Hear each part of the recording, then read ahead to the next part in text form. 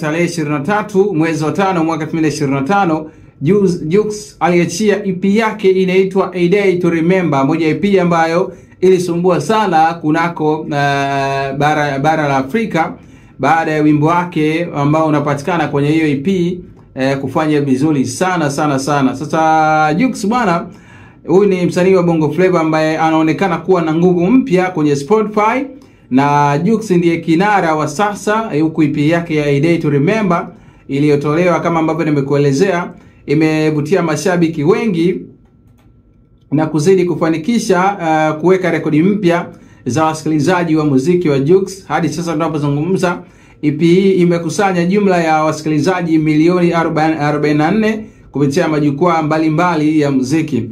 Tukianza na Spotify, EP yake ya A Day to Remember imepata wasikilizaji milioni 7.32.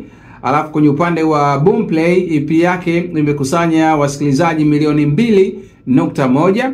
Kwenye upande wa YouTube Music, kwa maana upande wa YouTube na YouTube Music imekusanya wasikilizaji milioni 23.9. Lakini kwenye upande wa Audiomack ina wasikilizaji milioni 11.6. Hii yote inaonesha ni jinsi ambavyo Jux ameweza kufanikiwa licha mafanikio ya nyimbo zote 7, lakini star wa kweli ni wimbo wa Pino ambao amemshirikisha Pino unaitwa God Design uliotayarishwa na Fox Made It.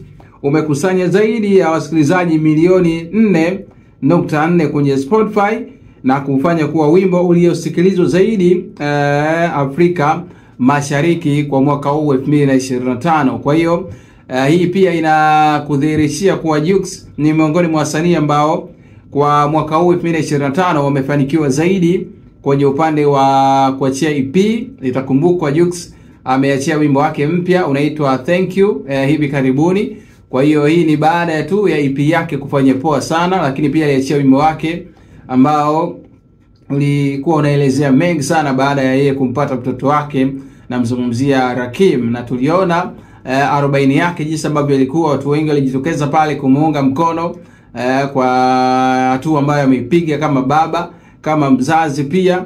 Kwa hiyo haya yote pia inatokana na baraka ambazo amezipata baada ya yeye tu kuwa na familia. Lakini in terms of numbers, Jux anaonesha ni kwa kiasi gani ambavyo ameweza kukonka ama kuchukua adhira kubwa ya watu ambao wanamsikiliza.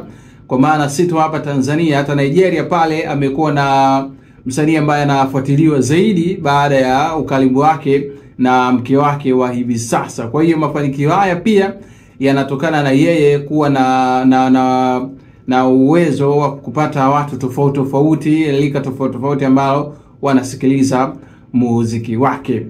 Congratulations kwake Jux, ni jambo jema pia kuona watu wakiwa wanasikiliza zaidi muziki kupitia majukwaa haya ya kusikilizia muziki ambayo yamekuwa na nafasi kubwa sana kwa hivi sasa duniani.